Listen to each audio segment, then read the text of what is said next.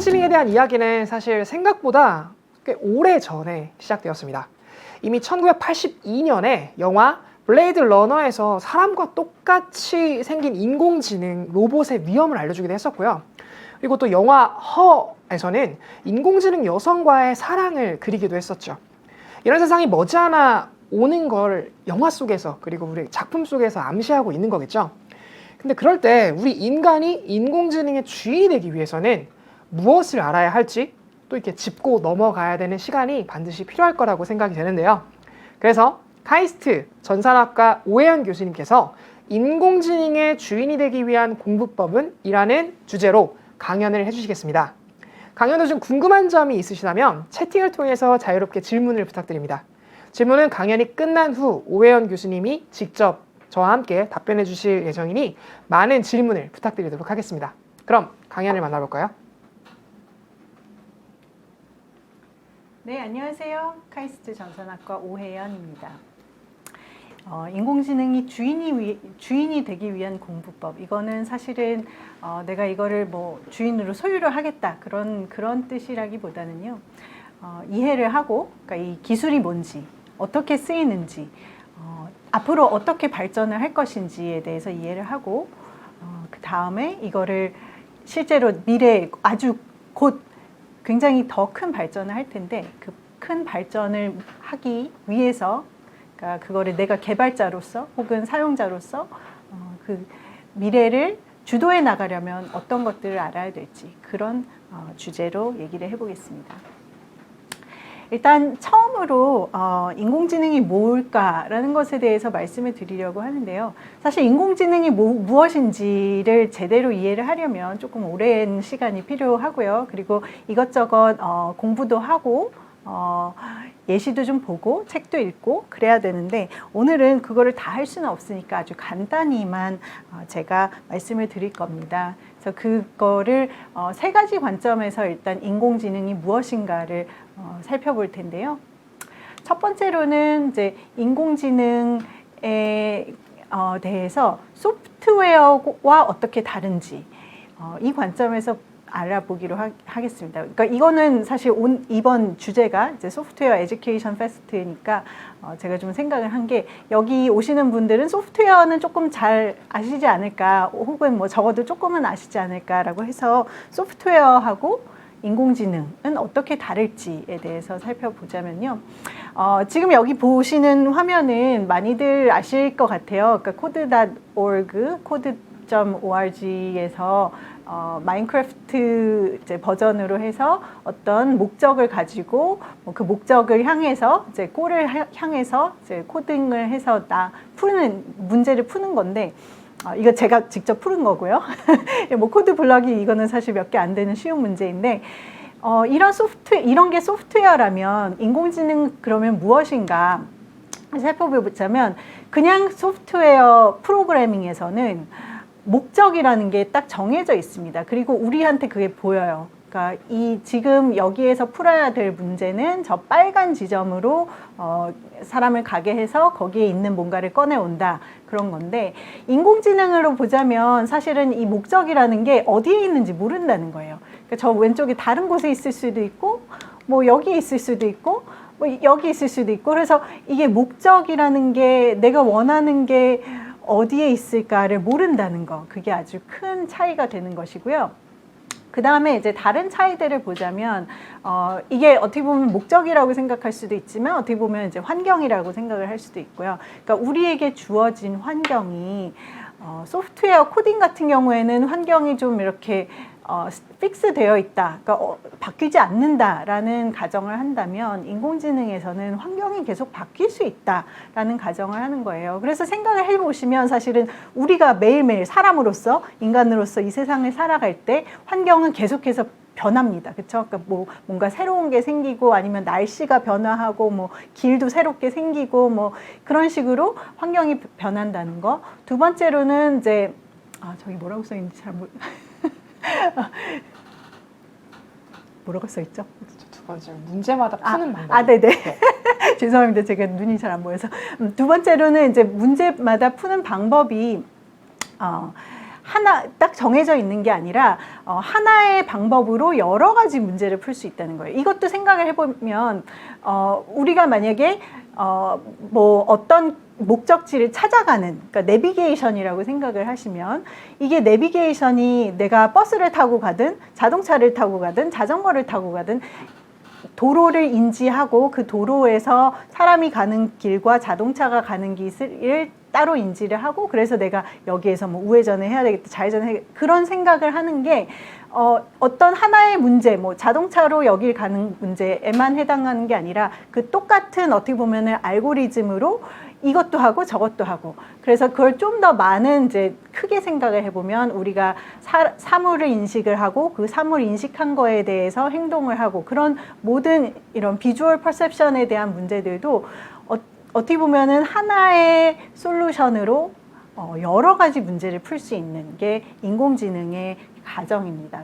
그 다음에 이제 세 번째로는 네, 인풋에 노이즈가 있다. 그러니까 이거는 무슨 뜻이냐면은 사물을 인식을 한다라고 했을 때, 그러니까 여기 보이면 이제 물병이 있는데요. 이 물병이 여기 내 바로 앞에 있어서 내가 모든 이 물병에 대해서 볼 수도 있지만, 사실은 이게 뭔가 다른 걸로 이렇게 가려져 있어서 부분적으로밖에 안 보일 수도 있고요. 그러니까 그거는 뭐 우리가 생활하는데 하는 지능적인 그런 행동에서 모든 것에 있어서 코딩처럼 인풋이 딱 주어지고, 그 인풋은 굉장히 이렇게 클린하고 오류가 없고 그런 게 아니라, 인공지능에는 그 인풋에 여러 가지 오류가 있을 수 있다라는 것이 들어갑니다. 그렇기 때문에 인공지능이 사실 소프트웨어 그냥 코딩보다는 조금 더 어려운 문제를 푼다라는 것을 보실 수가 있고, 그 다음에 그렇기 때문에 우리가 사람들이 하는 행동은 코딩으로 할 수 있는 문제를 푸는 것보다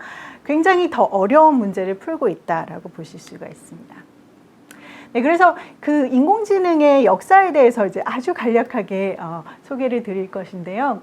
인공지능은 사실 뭐 1950년대부터 이제 정의가 내려져서 굉장히 많은 다양한 연구가 되고 있습니다. 근데 이제 가장 처음에 인공지능이란 것을 풀 때는 룰로 했어요. 룰이라는 거는 어떻게 보면 코딩에서의 그 룰이랑 비슷해요. 그 뭐 if 문 같이, 이런 상황이면 이렇게 행동을 해라, 이런 상황, 이런 인풋이 주어졌으면 이거라고 인식을 해라, 그런 건데요. 여기 이제 보시는 게 뭐냐면은 필기체 인식이에요. 그래서 0부터 9까지 숫자를 쓴다고 했을 때 그게 이제 인풋으로 들어오면 이게 무슨 숫자일까, 그거를 인식을 해야 되는 거고, 이게 사실은 굉장히 지금 잘 돼요.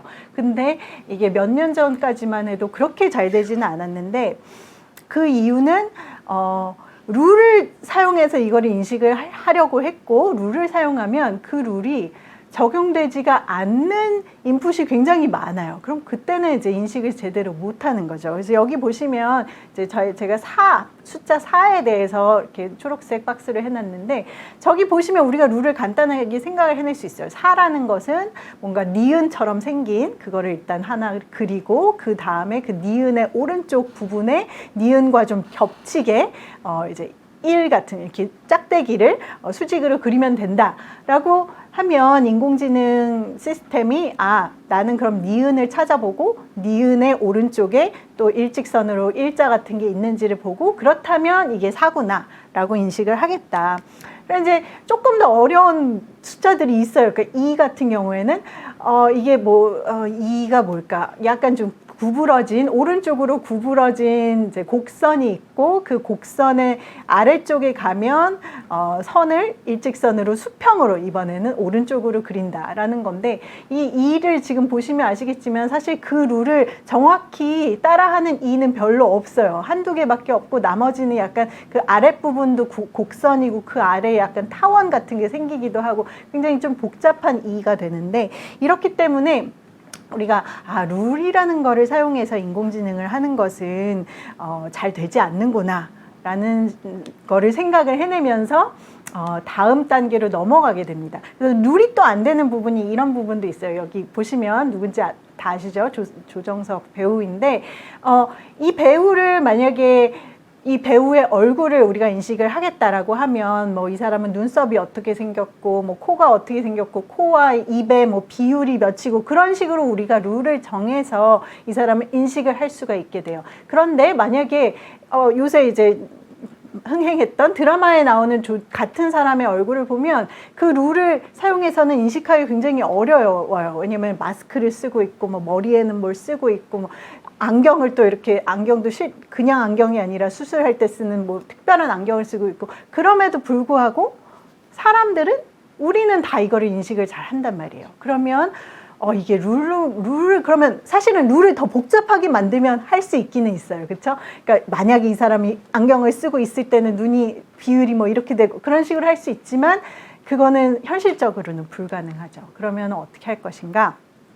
룰이라는 거는 좀 너무 올드 스쿨, 너무 옛날의 방법이다. 우리는 이제 기계학습이라는 새로운 방법으로 이 인식을 하겠다라는 것이고 이 기계학습에서도 상당히 굉장히 많은 방법론이 있어요. 그런데 여기에서 보시는 것은 이제 딥러닝, 요새 굉장히 화두에 많이 오르고 있는 딥러닝 방법론을 이제 보여드리는 것인데 어떻게 생각하면 이 딥러닝이라는 게 하는 게 예전에 그 룰 기반의 방식을 굉장히 다양한 룰을 만들고 그 룰을 자동으로 학습하는 그런 방법이라고 생각을 하실 수도 있어요. 여기에 보시면 이제 왼쪽 밑에는 인풋으로 들어오는 다양한 사람들의 얼굴의 이미지가 들어오고요. 그러면은 그 위쪽으로 이제 흑백 이미지들이 있는데 이게 뭐냐면은 인풋이 처음에 들어왔을 때 그러니까 우리가 사람의 얼굴을 이 사람이 조정석인지 어떻게 인식을 하냐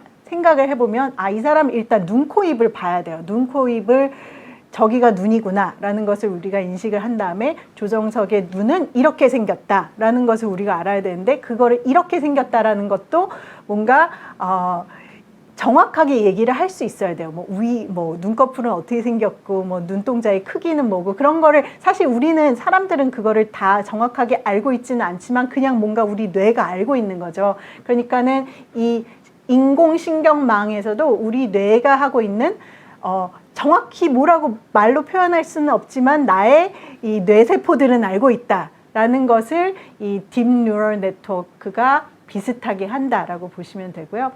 그래서 이제 이게 저 화면의 왼쪽에서부터 오른쪽까지 가는 걸 보면 제일 왼쪽에서는 인풋에 있는 선들을 곡선, 뭐 동그라미, 뭐 직선 그런 것들을 이제 찾아내는 것이고 그 곡선, 직선, 뭐 동그라미, 세모 뭐 그런 것들이 모여서 사람의 눈이나 코나 입이나 그런 거가 이제 중간에 보이죠. 그 다음에 오른쪽으로 더 가면은 실제 사람의 얼굴들이 나옵니다. 근데 그거를 밑에 보면은 이게 룰이라고 할 수 있는 것들을 그 밑에 있는 인공신경망 저거보다 실제는 사실은 더 큰데 더 큰 인공신경망이 그 정보를 저 하나하나의 동그라미들과 그 동그라미를 연결을 하는 선들의 이제 그 정보를 스토어를 하는 건데 가지고 있는 건데 그 정보들이란 뭐냐면은 그러니까 동그라미들은 제일 왼쪽에 있는 동그라미는 인풋 이미지고 그 다음 단계에 오른쪽에 있는 동그라미들은 직선, 곡선 뭐 그런 거라고 생각을 하시면 되고 그 다음 단계에 오른쪽에 있는 거는 그 직선, 곡선들을 합쳐서 뭐 눈이고 코고 그런 게 나오는 건데 그 동그라미들이 연결이 돼 있어요. 그렇다는 것은 이 직선과 이 직선을 합치면 이거는 뭐 입이 되고 그런 거를 그 커넥션을 말하는 거고요. 그러면은 이 인공신경망이 AI라는 것을 어떻게 하냐라고 생각을 해보면 일단 저 동그라미에 들어갈 것들이 무엇인지 그리고 저 연결을 어떻게 누가 연결을 하고 그게 얼마나 강하게 연결이 되는지 그거를 다 자동으로 학습을 한다라는 것입니다. 이게 약간은 그러면 이거 학습을 한다는 게 무엇이고 그걸 어떻게 하냐 그거는 이제 제일 오른쪽에 아웃풋이라고 써 있는 건데 어떤 이미지가 하나 들어왔을 때 이게 조정석이다 아니다 라는 것을 맞추는 게 이 큰 인공신경망한테 주어진 문제이고요. 그러니까 그거는 마치 우리가 방정식을 풀 때 뭐 x 더하기 2는 3 그럼 x가 무엇일까요? 그럼 x는 1이잖아요. 그거를 맞춰내는 것처럼 여기에서는 인공신경망한테 이 인풋이 들어왔어. 얘가 조정석일까요? 아닐까요? 그거를 맞추려면은 이 각각 동그라미에는 어떤 게 들어가 있고 그 동그라미들 간의 사이는 어떻게 연결을 해야 되는지, 그게 이제 X라고 볼 수가 있어요. 굉장히 복잡한 X라고 보실 수가 있죠. 그래서 이 사실은 딥러닝이라는 굉장히 오랜 시간 사람들이 연구해 왔고 어렵고 요새는 굉장히 잘 사용되고 있는 인공지능의 모델 하나를 아주 아주 짧게 지금 한 2, 3분 내로 설명을 드린 것입니다. 그래서 이게 이제 어떻게 보면은 인공지능이 어떻게 룰 기반의 그런 지식 기반의 방법론에서 이 딥러닝이라고 하는 기계학습의 일종인 그걸로 왔는지에 대해서 간략히 설명을 드렸는데요. 마지막으로 우리가 인공지능에 대해서 오늘 제가 말씀을 드릴 것은 인공지능이란 그러면 어떤 데에 쓰일 수 있을까라는 것입니다. 그래서 인공지능 보시면 이제 저희 집에도 저거 중에 하나가 있어요. 뭐 여기 네이버니까 또 클로바 저희도 이제 날씨 같은 거 물어볼 때 잘 쓰고 있는데 저게 이제 우리가 많이 생각할 수 있는 AI 스피커죠. 그리고 실제로 저기는 인공지능이 들어가 있습니다. 물론 이제 지금은 저기에 들어가지 않은 인공지능도 많지만 오늘은 이제 예시로 우리가 언어를 통해서 어떻게 정보를 얻고 또 그 정보에 대해서 뭐 가공을 하고 그런 게 인공지능의 하나의 큰 축이기 때문에 그 자연언어 처리라는 분야에서 예시를 몇 개를 들어서 제가 설명을 해드리겠습니다. 이제 클로버가 해주는 게 사실은 뭐 클로버랑 일상 대화를 하기는 조금 어렵죠. 클로버가 아직까지 그렇게까지는 발전을 안 했지만 여기 보시면 이제 우리가 요새 굉장히 많이 느끼고 있는 특히 요새 대전에서 조금 더 심각해져서 코로나의 실황에 대해서 알려달라. 라고 클로버한테 물어볼 수 있어요. 그러면 사실 코로나의 상황은 매일매일 바뀌고 있죠. 그리고 뭐 사망자 수도 늘어나고 있고 뭐 안타깝지만 그런 확진자 수도 늘어나고 그런 거를 클로버가 그래 서울에서 오늘은 몇 명 그런 것들을 다 어딘가에서 정보를 이제 가지고 와서 그거를 사용자한테 간략하게 이제 말을 해주는 거죠. 그래서 말로 오늘의 상황은 이렇다라는 것을 전달을 해주는 게 이게 인공지능에서 요즘 굉장히 많이 쓰일 수 있는 그리고 그 기술 자체가 굉장히 많이 발달이 되어 있는 그런 분야 중에 하나입니다.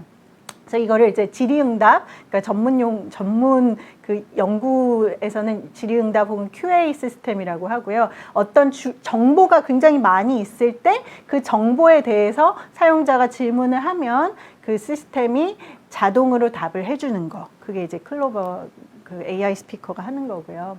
그 다음에 또 하나, 팝하고, 이것도 사실 많이 쓰이는데, 거기 좀 전에 본 그 코로나에 대해서 한국어로 쓰인 거를 팝하고에 넣으면 영어 문장들이 나옵니다. 그래서 실제로 이거 읽어보시면 아실 텐데 굉장히 번역을 잘했어요. 그래서 마치 정말 번역하는 사람이 손으로 한 것처럼 번역이 굉장히 좋은 문장들이 나왔어요. 그래서 이런 식으로 이거 말고도 사실 언어를 통해서 할 수 있는 인공지능이 굉장히 많은데 아직까지 정말 상용화돼서 하고 있는 것들이 이제 몇 개 안 되고 기계 번역 같은 경우 아니면 질의응답 같은 경우에도 계속해서 발전을 하고 있습니다. 그래서 다음으로는 사실 이런 것들만 들으면 그럼 인공지능 때문에 우리가 세상이 좋아지는 것 같기도 하지만 좀 두려움도 생길 수가 있어요. 이 인공지능이란 게 그러면 우리 사람이 하는 번역가도 그럼 없어지겠네? 뭐 이렇게 정보 찾아주는 것도 이제 다 없어지고 AI가 다 하겠네라고 생각을 할 수 있지만 그렇지는 않습니다. 저는 약간 이 부분에 대해서는 좀 희망적이고요. 왜냐하면 인공지능에 대해서 잘하는 것들이 있지만 인공지능이 사실은 못하는 것들도 있어요. 그리고 이거는 사람이 잘하는 것, 사람이 못하는 것이랑은 좀 차이가 있습니다. 그래서 어떤 거는 사람은 잘하지만 인공지능은 굉장히 못하는 것도 있고 어떤 거는 사람은 좀 어렵지만 인공지능은 굉장히 잘하는 것도 있어요. 그래서 우리가 다들 아는 이거죠. 그러니까 알파고는 뭐 정말 너무 그때 많은 분들이 충격을 받으셨을 수도 있는데 저는 사실은 저한테 아무도 그때는 안 물어봤지만 물어봤다 그러면 인공지능이 이길 것 같다라고 생각을 했을 거예요. 왜냐하면 일단 뭐 구글이란 데가 그렇게 잘 안 되는 것을 내놓았을 리도 없고, 그러니까 바둑이라는 굉장히 정확하게 룰이 있는 그런 게임에 대해서 그냥 계산만 엄청 많이 엄청 큰 컴퓨터가 굉장히 많은 기보 데이터를 가지고 학습을 하면 사실은 너무 당연한 결과였어요. 사람을 이긴다는 것은. 그래서 좀 약간 슬프지만 이런 거는 더 잘합니다. 이거는 이제 알파고가 더 발전한 알파제로라는 거죠. 그래서 알파제로는 2018년에 나왔는데 알파고가 사람들을 너무 놀라게 했지만 또 이렇게 말할 수는 있어요. 아니 그렇게 많은 전문가들이 한 기보를 학습을 했는데 뭐 그거는 나도 하겠다. 만약에 그러니까 사람이라면 뭐 자고 놀고 뭐 먹고 그런 거 안 하고 그냥 정말 내가 10년을 여기 투자를 할 수, 뭐 10년, 20년 어쨌든 주어진 시간이 많다면 할 수 있지 않을까라고 했는데 사실 알파제로는 거기에서 한 단계 나아가서 기보가 없이도 한 거죠, 학습을. 그건 어떻게 했냐? 이것도 어떻게 보면 사람도 할 수 있는 거예요. 내가 2명이 되는 거예요. 내가 흑이 되고 100이 되고 그러면서 흑일 때 이렇게 하고 100일 때 이렇게 하고 이거를 다 하나하나 기록을 하면서 이렇게 했더니 저렇게 했고 그거를 이제 이렇게 자기와 플레이를 하면서 그 기보를 어떻게 보면 만들어 나간 거죠. 처음에서부터. 근데 이런 것도 알파제로가 저기 오른쪽에 보시는 이제 그 바둑판 밑에 보는 게 초록색과 빨간색인데 초록색은 알파제로가 알파고를 이긴 것입니다. 그렇기 때문에 아무 기보 정보가 없는 알고리즘이 사실은 알파고보다 나중에는 결국엔 더 잘하게 됐다라는 것이었습니다. 그래서 이런 거 잘하고 또 잘하는 게 있어요. 요새 이제 또 이슈가 되는 게 딥페이크라는 거고요. 딥페이크는 실제로 존재하지 않는 사람의 얼굴을 만들어내는 거예요. 이미지를. 그러니까 얼굴을 사실 3D로 만드는 건 아니죠. 그러니까 2D 이미지를 만드는 거고 이게 사실은 굉장히 논란의 여지가 있는 기술이죠. 왜냐면 이게 정말 잘 된다라고 하면 얼굴을 기반으로 하는 우리의 신뢰하는 모든 시스템에서 이 컴퓨터가 뭔가 인공으로 만들어낸 게 사람을 대신할 수 있게 되는 거예요. 우리 뭐 무슨 뭐 여권 사진 뭐 그런 거 다 이제 쓸모가 없게 되는 거예요. 그렇죠? 그러면은 좀 논란의 여지가 있는 기술인데 이 딥페이크에 대해서 사람들이 과연 이게 딥페이크를 이용해서 생성해낸 이미지인지 아니면 실제 사람인지 여러분들 한번 보세요. 저기 지금 20개의 사진이 있는데 저 중에서 어떤 게 실제 있는 거고 어떤 게 만들어낸 걸까? 우리가 알 수 있을까요? 굉장히 어려워요. 사실은 저것들은 다 만들어낸 이미지예요. 지금 보여드리는 저 4장이 실제 사람이고요. 그리고 뭐 아실 수도 있겠어요. 뭐 영화 배우들인 것 같은데 미국의 이제 연예인들인 거예요.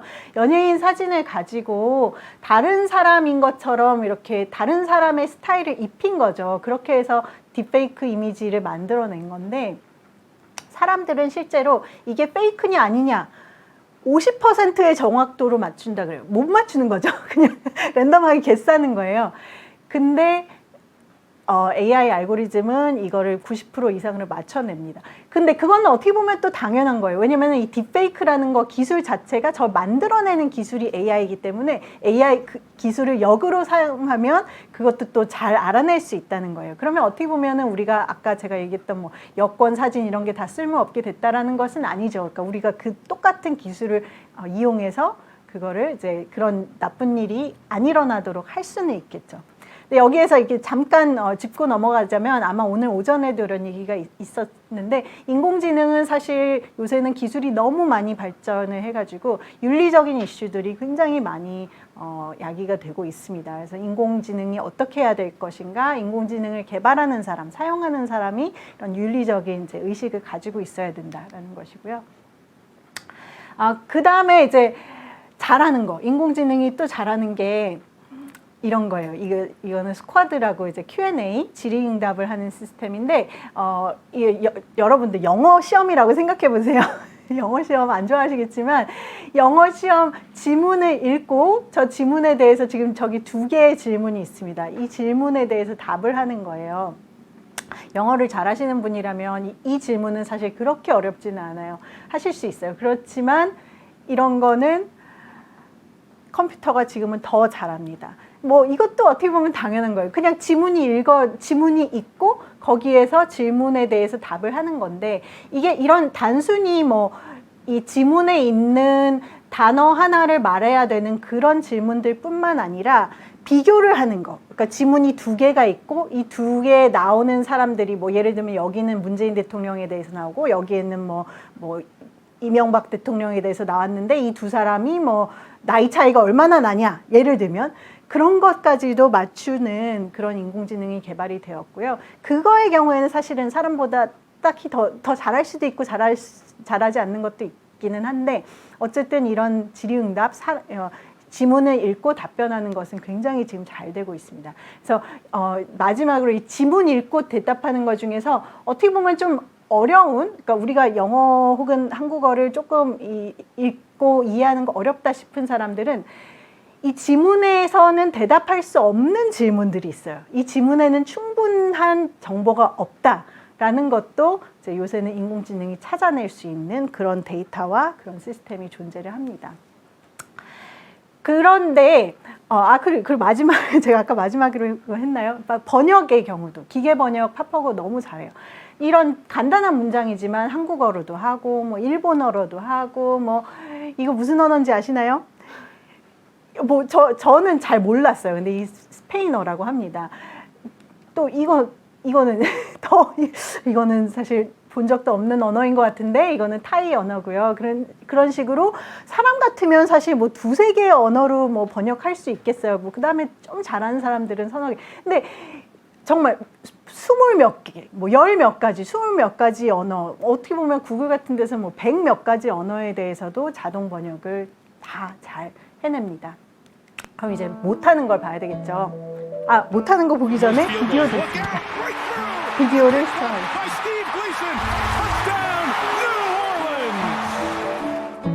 I have ALS. 길어지고 있는 것 같긴 해요. With ALS, a person loses the ability to move and breathe on their own. I communicate verbally with the eye tracking technology. Communication is a key element to our quality of life.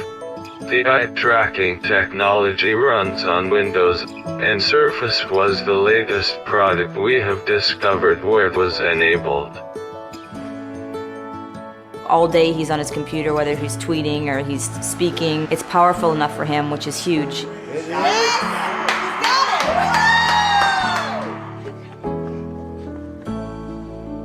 Steve's able to get some physical time with Rivers because he'll climb up on his lap. When they're watching movies together, can talk back and forth to Rivers about what's going on. And the time that he has with Rivers on his lap, I think it's safe to say, are his favorite times. Although I am hopeful for a medical cure for ALS, I have always said, until there is one, technology is my cure. 네, 이 영상을 보시고 이게 인공지능과 어떤 관계가 있는지 혹시 아셨는지 잘 모르겠어요. 이게 저기 나온 주인공은 병이 걸려서 이제 근육을 쓸 수 없게 되는 거예요. 그래서 몸을 못 움직이는데 이분이 움직일 수 있는 게 눈동자예요. 그래서 말을 못 해요. 왜냐면 이 혀를 움직일 수 없기 때문에. 그런데 소통을 해야 된단 말이에요. 아들도 있고 아들한테 해주고 싶은 말도 있고. 그러면 어떻게 하냐? 눈동자를 움직여서 키보드에 이렇게 타이핑을 하는 거예요. 근데 생각해 보시면 뭐 우리가 이렇게 서로 바라보고 있을 때 이 사람의 눈동자가 정확히 어디를 보고 있는지 모르잖아요. 사람은 잘 못합니다. 근데 기계는 이 사람의 눈동자의 포지션을 딱 정확하게 알아내서 이거는 A구나, 이거는 B구나.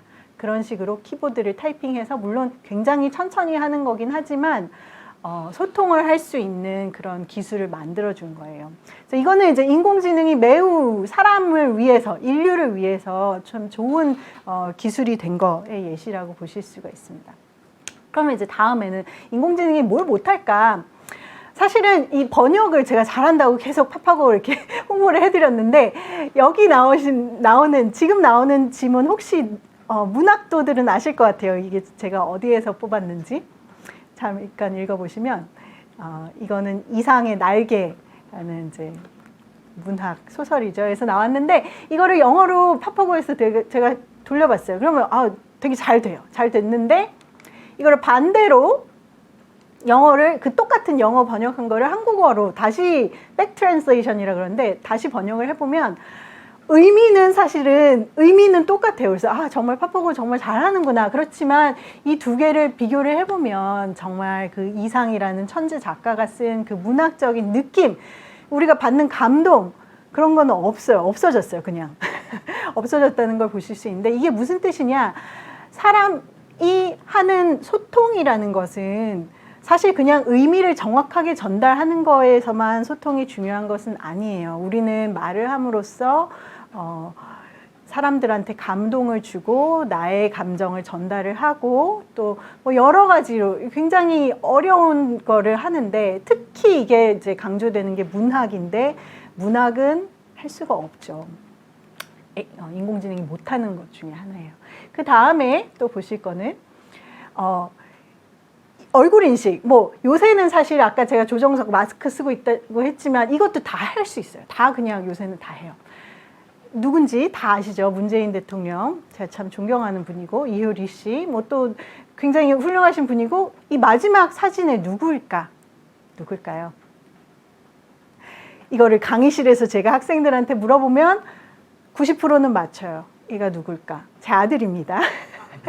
근데 이걸 한 번도 보지 못하셨을 거고 저희 애가 뭐 그렇게 유명한 애도 아니고 근데 이걸 어떻게 알았을까? 우리는 굉장히 많은 인텔리전트한 이 사고를 하는 거죠. 이 사람이 갑자기 이 어린애 사진을 왜 보여줄까? 그리고 이 연사는 뭐 한 40대 중반인 것 같고 그러면 애가 만약에 있다면 뭐 한 10살이 됐을 것 같고 뭐 그리고 뭐 이 사진의 배경도 뭔가 문재인 대통령 같은 뭐 이렇게 깔끔한 게 아니라 뭐 배경이 좀 이상하고 그런 거를 굉장히 순식간에 뭐 30초 만에 해가지고 맞추는 거예요. 이런 거는 인공지능 지금 못합니다. 마지막으로 이제 아까 이효정님께서 말씀하신 허라는 영화입니다. 허라는 영화에서 인공지능이랑 사랑에 빠져요. 이 주인공이. 인공지능 그 여자는 실체도 없어요. 그러니까 몸은 없는 거예요. 그리고 이제 마인드만 뇌만 있는 건데 사랑에 빠져서 이 사람이 지금도 이 둘이 사랑에 빠져서 사랑을 막 열렬히 사랑을 하는데 이 남자는 질투를 하기 시작해요. 그러면서 지금도 다른 사람들이랑 얘기하고 있어? 그랬을 때 8,316명이라고 얘기를 해요. 다른 사람, 주위에 있는 사람들을 막 보면서 혹시 저 남자일까? 다른 사람들과도 사랑에 빠졌어? 라고 했을 때 641명과 연애를 동시에 하고 있는 거예요. 그러면서 이 사람이 너무 괴로워가지고 어떻게 그럴 수가 있어? 라고 하는데 답이 다른 사람을 사랑한다고 해서 당신에 대한 사랑이 줄어들지 않아. 오히려 더 많이 사랑하게 돼. 이거를 사람의 입장에서 봤을 때는 아니 어떻게 저런 말도 안 되는 거짓말을 할까? 그리고 뭐 완전히 뭐 이혼하고 뭐 어쩌고 난리가 났을 거예요. 그렇지만 이거를 인공지능 연구자의 입장에서 봤을 때는 이게 너무 말이 되는 거예요. 왜냐하면 인공지능이란 데이터에서부터 학습을 하는 거고 사랑에 대해서 이 인공지능 허가 어떻게 학습하겠어요? 사랑을 하고 다른 사람도 사랑하고 연애를 하고 뭐 데이트도 여기를 갔다 저기를 갔다 이런 데이트할 때 상대가 이런 얘기를 하면 나는 이렇게 얘기를 해야 되는구나. 그거를 계속해서 학습을 하게 된다는 거예요. 그렇기 때문에 데이터가 많으면 많을수록 인공지능은 더 잘하게 되고 여기서도 마찬가지로 이 사람은 한 명만 사랑했을 때는 굉장히 미숙하고 막 감정도 이해를 못하고 그러다가 600명을 사랑하게 되니까 정말 사랑의 고수가 된 거예요. 그렇지만 이 인공지능은 모르는 거예요. 사람의 사랑이란 이런 게 아니구나. 1대1로 익스클루시브하게 2명만이 해야 되는 사랑이구나 라는 것을 전혀 모르는 거죠. 아무도 그건 알려주지 않았어요. 근데 왜 안 알려줬을까? 그냥 우린 너무 당연한 거기 때문에 알려주지 않았던 거예요. 인공지능 개발자가 그래 사랑은 한 명이랑 하는 거야. 그거를 어떻게 학습 데이터로 넣자 그런 생각조차 못 한다는 거죠. 그래서 그건 말이 안 돼. 네. 난 당신과는 달라. 그렇게 이제 비극의 엔딩으로 끝납니다. 그래서 인공지능이 잘하는 것도 있고 못하는 것도 있어요. 그렇지만 사실은 인공지능은 앞으로 계속해서 발전을 할 거예요. 굉장히 우리에게 좋은 기술이 될 텐데, 그리고 좋은 기술로 우리 인류와 사회와 환경을 위해서 좋은 걸 하는 인공지능 기술을 만들어야 되는데, 이제 여기 계신 분들 아마도 많이 젊으신 혹은 어린 학생들도 있을 것 같은데 어떻게 배워야 될까? 불행하게도 제가 이런 말씀을 드려서 죄송한데 인공지능 기본은 수학이에요. 그래서 인공지능 아까 보셨던 그 인공신경망은 저 아까 동그라미 뭐 커넥션 그런 것들 다 수학입니다. 하지만 사실은 어떻게 보면 그렇게 어려운 수학은 아니에요. 저 동그라미의 연결들은 어떻게 보면은 그냥 좀 간단한 함수를 넣는 거라고 생각하시면, 더하기 플러스 더하기 빼기 뭐 곱하기 그런 거에서 조금 더 삼각함수 그런 것도 들어가는데 나중에는 이제 미적분을 해야 되긴 하지만 어쨌든 수학이 중요합니다. 네. 그리고 코딩 여기 이제 오신 분들 많이 코딩 하실 거예요. 그러니까 그 code.org에서 물론 제가 말씀드렸듯이 인공지능은 저 단순한 코딩과는 다르지만 그래도 인공지능 알고리즘들을 실제로 구현을 해서 뭔가 만들어내려면 코딩이 굉장히 중요합니다. 그래서 여러분들 지금부터 열심히 이제 코딩을 배우시기를 바라고요. 마지막으로 이제 수학, 코딩, 사람. 그 중에 제일 중요한 거는 사람입니다. 그러니까 말씀드렸던 마지막 부분 있잖아요. 그러니까 사랑에 대해서 뭐 아니면은 이 사람들 간의 관계, 감정 그런 것들, 그리고 또 사회에 대한 책임, 사회를 어떻게 하면 더 좋은 방법으로 갈 수 있을까, 이 기술을 이용해서 그런 것들, 이제 사람을 이해를 해야 인공지능 기술을 잘 개발을 할 수 있고 또 잘 쓸 수 있습니다. 그리고 사람을 잘 그러니까 뭐 윤리적인 거 그런 거를 다 떠나서라도 더 지능적인 기술을 만들려면 사람은 어떻게 하지? 그거를 항상 내 자신에게 물어보고 또 사람들은 다 다르기 때문에 주위에 있는 사람들한테 물어보고 특히 나와 다른 사람에게 물어봐야 됩니다. 내가 어린이라면 어른에게, 내가 어른이라면 어린이에게 그런 식으로 다양한 관점에서 사람들이 하는 지능적인 것을 행동을 관찰을 하고 분석을 하고 그거를 지능에 넣는다라는 것입니다. 그래서 네, 사람이 제일 중요하다라는 것으로 마치겠습니다. 네, 인공지능을 어떻게 다뤄야 하는지, 그리고 인공지능에 대한 AI 기술이 무엇인지, 어떻게 쓰이는지, 그리고 개발자로서 이 AI를 주도하려면 어떤 것들을 알아야 하는지에 대해서 오해연 교수님께서 이렇게 좋은 말씀을 나눠주셨습니다. 다시 한번 오해연 교수님께서 이렇게 나눠주신 얘기에 대해서 다시 한번 감사의 말씀을 드립니다. 채팅창을 통해서 여러 가지 질문들이 올라왔는데요. 이 질문들에 대해서 이제 교수님과 Q&A 시간을 한번 가져보도록 하겠습니다. 먼저 교수님께 기본적으로 좀 드리고 싶은 질문들이 있어요. 일단 먼저 그런 질문들 하기 전에 간단하게 교수님에 대해서 또 이제 시청자분들이 모르시는 분들이 있으니까 자기소개를 좀 간단하게 부탁을 먼저 드리겠습니다. 네. 저는 전산학과에 대전에 있고요. 인공지능 특히 그 중에서 자연 언어 처리, 그러니까 언어에 대해서 연구를 하는 사람이고 카이스트에 간 지는 한 10년 정도 됐습니다. 10년쯤 넘었습니다. 자연 언어라고 하면 어떤 건가요? 그러니까 아까 번역이라든지 번역. 그러니까 제가 이렇게 얘기를 하면 시스템에 어떻게 답을 해주고 그런 거를 하는 거예요. 자연어라고 하면 사람의 언어. 어감에서 느껴지는 거냐? 자연스럽게 나오는 대화 이렇게 우리가 인지할 수 있는 그러니까 건가요? 코딩 언어가 아닌, 이게 컴퓨터 사이언스 분야이기 그렇군요. 때문에 코딩 언어가 아닌 사람의 언어. 코딩 언어가 아닌 그냥 사람의 언어. 네. 이렇게 우리가 자연어로 받아들일 수 있군요. 교수님께서 인공지능 분야 하면은 항상 이렇게 등장하시고 항상 이렇게 강의를 해주시는 것 같아요. 항상 교수님 강의 잘 듣고 있는데 어떻게 이렇게 인공지능 분야에 이렇게 뛰어들게 되셨는지 그런 거에 대해서 간단하게 말씀해 주실 수 있나요? 네, 사실 저는 수학을 공부를 하다가 사실 제가 수학이 중요하다고 했지만 수학이 너무 어려웠어요. 수학보다 그쵸? 조금 나한테 다가와 있는 사람을 좀 공부를 하자라고 해서 사실은 처음에는 언어의 습득 과정, 그러니까 어린이들이 어떻게 언어를 배우나 그런 거에 이제 관심을 갖고 연구를 하기 시작하다가 네. 또 사람의 언어도 또 너무 어려운 거예요. 그러면은 컴퓨터가 언어를 이해하는 걸로 뭔가 그 문제들을 해결을 해보자라는 식으로 계산 언어학이라는 게 있어요. 그래서 컴퓨터가 언어하는 거. 네. 그거를 하다가 그러다 보니까 이제 다시 전산학으로 돌아오게 됐어요. 그렇군요. 약간 유기적으로 네. 생각의 흐름이 한문으로 연결되는 그런 과정이네요. 여기저기 다녔습니다. 그 지금 하시고 있는 일이 그러면은 원래 궁금하셨던 언어학습이라고 하는 측면에 있어서 뭔가 궁금증을 해소하는 도움이 되신 것 같아요? 네, 그러니까 알면 알수록 참 사람의 언어는 훌륭하구나. 그리고 무궁무진하구나라는 것을 알게 돼요. 그리고 어렵구나. 어렵구나. 네. 뭔가 아까 전에 교수님 강연하실 때 우리 사람이 잘하는 것과 인공지능이 잘하는 것에 대해서 말씀해 주셨는데 사람은 순간적으로 추론하고 판단하는 능력이 인공지능보다 뛰어나다 이런 맥락으로 말씀해 주셨어요. 네네. 보통 이제 그런 본질적인 어떤 그 다른 점들을 AI가 개선하기 위해서 연구하는 방향 같은 것도 있어요?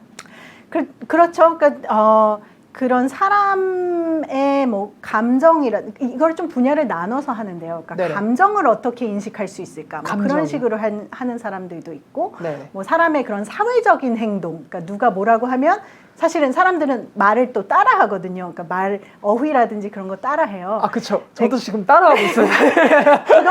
그런 사회적인 언어를 연구하는 사람들도 있고, 네네. 아니면은 얼굴에서 이제 감정을 읽어내는 뭐 그런 걸 연구하는 사람들도 있고, 이게 굉장히 세분화되어 있어요. 근데 다 하고는 있습니다. 그렇겠네요. 네. 뭔가 사람이 보이는 특성들이 굉장히 세분화되어 있으니까 그 특성에 따라서 이걸 기계한테 어떻게 입히는지에 대해서 네. 다 이렇게 전문적으로 따로 하고 있군요. 네네네. 질문 중에 시청자 질문 중에 하나를 좀 이제 소개해 드릴까 하는데 되게 재미있는 질문이 올라왔어요. 그 알파고 아까 소개해 주셨는데 알파고처럼 뭔가 이 사람이 컴피티션하는 경쟁하는 이런 게이밍하는 AI를 개발하는 사람들은 그 개발하는 목적이 있을까요? 그러니까 이게 질문의 맥락이 그런 것 같아요. 왜 하필이면 굳이 게임으로 AI를 보여주는가? 네네네. 그러니까 게임 뭐 여러 가지 목적이 있는데 일단 뭐 게임을 하게 하는 거 이거를 할 수 있다를 보여주는 것도 있지만 네네. 그 게임 AI를 만들면서 알고리즘 자체를 고도화시키는 부분이 있어요. 그래서 사실은 이게 바둑에 쓰이지만 어떻게 생각하면 우리가 바둑에서 하는 그런 논리적인 생각을 다른 뭐 그냥 생활 영역에서도 쓰잖아요. 사람들은 그런 거와 같이 컴퓨터도 그 바둑에서 막 결정하고 미래를 내다보면서 뭐 제일 좋은 행동을 하고 그런 거를 알고리즘을 고도화시키면 그거를 나중에 뭐 예를 들면 의료 진단에 대해서 쓴다든지 우리가 느낄 수 있는 거에 넣을 수가 있습니다. 아, 그렇군요. 제가 이제 AI 강연들을 듣다 보면서 이렇게 좀 추상적으로 습득한 지식은 AI라고 하는 기술이 과거에 그 교수님께서 소개해 주셨던 것처럼 룰 베이스로 했다가 최근에는 그 룰 베이스가 한계가 있어서 그것들을 이제 이미지를 인식하는 형태로 이렇게 가는 거라고 전 이해했어요. 이게 옳은 이해인가요? 네네, 뭐 그렇죠. 이미지든지 언어는 이제 사실은 시그널이잖아요. 시그널이요? 언어는 이제 전자 시그널이라고 또 사운드니까, 네, 음성. 뭐 어쨌든 그 이미지도 그렇고 음성도 그렇고 네. 딱 룰로 얘기하기 어려운. 룰로 얘기하기 어려워. 그렇죠. 이미지를 보면 뭐 여기 부분은 검정색이다, 뭐 빨간색이다 그렇게 얘기를 할 수는 있지만 사실은 그거 하나 자체에 대해서 뭔가 이럴 땐 이렇게 하는 룰로 얘기를 할 수가 없잖아요. 네. 네, 그래서 얘기할 수 없는 방향으로 간다라고 하면은 맞을 것 같습니다. 그러니까 이미지보다는 좀 얘기할 수 없는 방향으로 간다. 더 맞는 그냥 말이에요. 데이터에 기반한 방향. 데이터에 기반한 방향으로 간다 이렇게 알 수 있군요. 그 교수님께서 최근에 혹시 다양한 AI 기술들이 있잖아요. 여러 가지 그러니까 본질은 똑같겠지만 그걸 다양하게 구현하는 방식이 여러 가지가 있을 텐데 교수님께서 관심 가고 있는 이런 AI 접목 분야 혹은 적용 분야 이런 게 있을까요?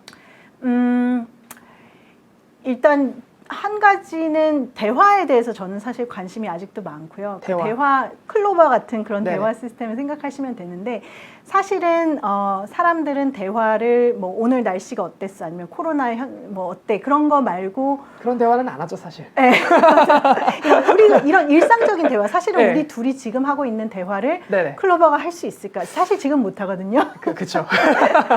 그리고 뭐 만약에 뭐 이번 주말에 어디 가서 뭐 우리 뭐 할까 그런 대화는 더 못 하고요. 네. 그런 거를 할 수 있을까에 대해서 굉장히 관심이 많고 어. 그 대화를 한다는 거는 사실은 똑같은 질문을 제가 해도 네. 이 상대방이 나랑 어떤 관계인지에 따라서 답이 다르잖아요. 아, 그쵸. 오늘 주말에 뭐 할까라고 했을 때도 그쵸. 연인인지 가족인지 아니면 완전히 모르는 사람인지에 따라서 다 답이 다르게 나와요. 그래서 그런 사람들의 사회적인 이런 관계와 그런 대화의 가 어떻게 이루어질까 그런 거에 대해서 관심이 많습니다. 그 교수님의 말씀 이렇게 듣다 보니까 그럼 대화를 하기 위해서는 뭔가 자아가 필요할 것 같아요. 아, 네. 본인을 규정할 수 있어야 대화가 가능하지 않을까요? 네네네. 맞습니다. 맞아요. 궁극적으로는 그래요. 아, 네. 그래요? 나는 어떤 사람인가, 나는 어떤 상황에 지금 놓아져 있는가. 아. 사실 그 허라는 영화에 보면은 네네. 그게 이제 그런 얘기들이 나오잖아요. 그러니까 나는 누구인가라기보다 사람들은 예를 들면 날씨가 추울 때 코코아를 마시면 기분이 좋다고 해. 근데 이 허에서 그 인공지능은 몸이 없어요. 그러니까는 춥다는 것도 못 느끼고 추울 때 코코아를 마시면 왜 좋은지도 모르고. 네. 그러니까 자아가 없어서 그런 걸 모른다는 거죠. 근데 네. 그 영화에서 하는 얘기는 사실 이거는 전 잘 모르겠어요. 그것도 대화를 통해서 어느 정도 학습이 가능하다. 그러니까 나는 그 느낌을 느끼지 못하지만 사람들이 느끼는 걸 보고서 아, 그렇구나. 그거를 이제 머리로는 알고 있다. 그러니까 완벽한 체감은 되지 않지만 우리가 왜 그 얘기가 있잖아요. 그 이해는 하지만 공감은 못한다. 맞아요, 약간 이런 맞아요. 맥락에서 네. 이해는 가능하다라고 말씀하시는 건가요? 네, 뭐 그게 모든 거에 대해서는 아니겠지만 그 영화에선 그렇게 얘기해요. 아, 영화에서는. 네. 그렇군요. 또 이제 시청자 질문 중에 재밌었던 게 뭐가 있었냐면은 저희가 인간으로서 AI와 차별될 수 있는 본질이 무엇인가 뭐 이런 맥락이랑 이어질 것 네, 같은데 네. 여러 가지 사례들이 있는 것 같아요. 최근에는 뭐 빈센트 반 고흐의 화풍을 이제 학습시켜서 여러 가지 사물들을 반 고흐 화풍으로 뭐 만들거나 이런 식으로 다양한 아트 영역까지 네, 이제 AI가 네, 하는데 네. 이거를 우리가 창의성이라고 볼 수 있을까요? 그러니까 제가 드리고 싶은 질문은 인간이 가지고 있는 창의성이라고 하는 것이 AI한테 학습이 돼서 이 창의성이 인간을 뛰어넘는 것이 가능한가요? 어떻게 보시나요, 교수님? 저는 아니라고 생각을 하는데, 그러니까 네. 창의라는 거를 만약에 뭐 연구 쪽에선 그래요. 새로운 거는 없다. 그러니까 새로운 거라는 건 기존의 거를 뭔가 이렇게 다르게 만들어서.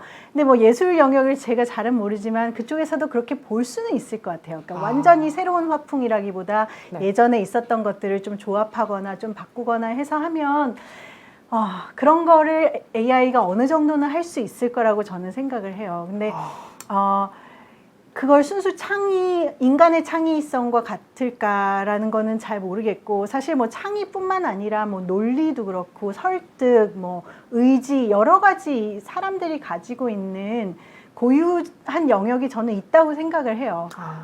네. 사람의 고유한 영역이. 네. 항상 AI 이야기가 나오면 같이 따라오는 얘기가 인간의 노동력을 AI가 대신하게 되면 인간의 입지가 작아지지 않을까 뭐 이런 논의들이 항상 따라오잖아요. 그런 논의들에 대해서 교수님은 어떻게 생각하세요? 네, 그러니까 단순 노동일 경우에는 사실 그런 직업은 대체될 수 있는 것은 확실히 있을 것 같아요. AI가 그래요? 대체할 수 있는 것. 네네. 그러니까 예를 들면 뭐 그냥 커스터머 서비스 같은 거 아까 뭐 이렇게 질의응답 해줄 수 있으니까 네네. 사람이 굳이 그걸 안 하더라도 인공지능이 할 수 있게 되는데, 네네. 그렇다면 사람은 그럼 그러니까 입지가 줄어들 수도 있지만 사실은 그렇지 않도록 우리가 해야 되겠죠. 어떻게 할까? 어떻게 할까? 어떻게 할까? 뭐 인공지능 개발하는 사람도 그걸 노력을 해야 되고, 네네. 정부 같은 데에서도 뭐 이런 policy making이라든지, 그러니까 규제나 뭐 제도를 통해서 그걸 해야 될 거고, 네. 이런데 투자하는 뭐 회사나 아니면 정부나도 그런 생각을 해야 될 거고, 또 여기 이걸 듣고 있는 우리 모든 사람들도 사실 노력을 해야 되는데, 그러니까 일단 배워야 되고 뭔지 알아야 되고, 네, 뭔지 알았을 때 이거를 어떻게 쓰면 내가 귀찮은 일은 얘가 대신 하는데 내가 할 수 있는 거는 내가 하는 그런 거죠. 그러니까 뭐 청소기가 있으면 사실 청소기가 먼지 쓸어주는 건 다 하는데 네네. 정리하는 건 사실 내가 하잖아요. 그렇죠. 네, 그런 것처럼 인공지능도 내 그냥 로봇이라고 딱 생각을 하면 나는 이 기술을 내가 원하는 대로 쓸 거야. 그리고 내가 잘할 수 있는 것에 더 시간을 투자할 수 있게 그렇게 해야 될 것 같아요. 그렇군요. 마지막으로 그 인공지능을 학습하는 데 있어서 그 교수님께서 생각하시는 유의할 점이 있다면? 너무 어렵게 생각하지 않았으면 좋겠어요. 너무 어렵게 생각하지 차근차근. 이제 물론 이제 큰 분야이기는 해요. 근데 우리가 뭐 예를 들면 생물을 배운다고 해서 물론 생물학자처럼 하지 못하지만 그냥 차근차근 중학교 때부터 배우잖아요. 네네. 그러니까 인공지능도 어렸을 때부터 차근차근 조금씩 배우면 나중에는 다 우리 전문가가 될 수 있어요. 아, 네. 긴 시간 동안 좋은 말씀 감사합니다, 교수님. 네, 감사합니다. 감사합니다. 인공지능은 우리 삶의 분명히 큰 부분을 차지하게 될 거고, 그리고 이제 우리의 삶의 많은 것들을 대신하게 될 텐데, 그러려면 좀 더 신중하면서도 지혜롭게 이런 인공지능에 대해서 대하고 우리가 함께 살아가도록 우리 모두가 노력을 해야 될 것 같다는 생각이 듭니다.